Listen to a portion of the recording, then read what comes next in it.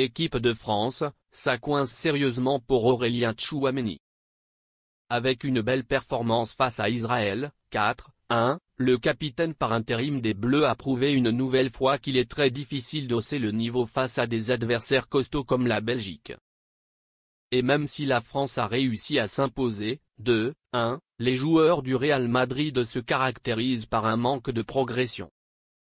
Aurélien Tchouaméni, 24 ans, a eu l'honneur d'être nommé capitaine de l'équipe de France lors du tournoi d'octobre. Devenir capitaine?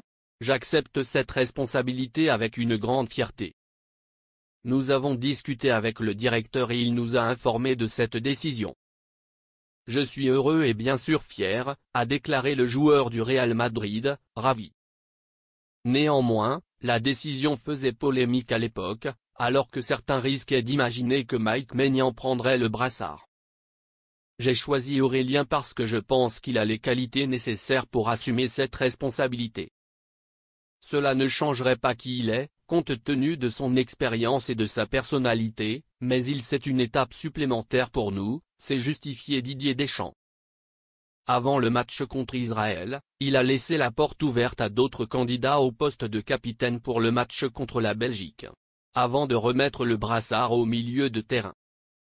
Et les Merengues n'étaient pas hier le capitaine exemplaire qu'on attend d'une rencontre de ce genre, plus intense qu'un duel avec Israël.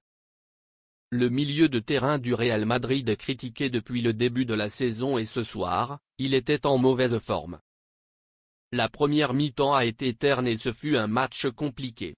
Il a eu peu d'impact sur le développement du ballon et n'a pas été assez précis pour récupérer plus de ballons. Tchouaméni, qui était capitaine ce soir-là en l'absence de Kylian Mbappé, a raté la pause et a connu le pire des cas lorsqu'il a été expulsé après avoir reçu un deuxième carton jaune à la 76e minute. Un match que Madrid va bientôt oublier, a écrit la rédaction, qui a attribué hier à ce match la note de 4/10. D'ailleurs, le Parisien évoque également le naufrage.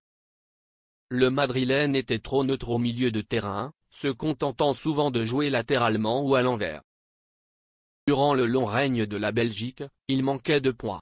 Il a continué à commettre des fautes jusqu'à son expulsion en deuxième période, 76 minutes, devenant ainsi le premier capitaine des Bleus à recevoir un rouge depuis l'expulsion de Zinedine Zidane lors de la finale de la Coupe du Monde 2006 contre l'Italie. Aurélien Tchouaméni, qui est considéré comme l'un des leaders du groupe français, reconnaît certainement les difficultés rencontrées ces derniers mois, notamment lors du championnat d'Europe face au Real Madrid et aux Bleus. L'ancien Monaco, qui a signé pour 80 millions d'euros en 2022, devrait franchir un autre palier. Mais il n'a fait aucun progrès depuis un moment.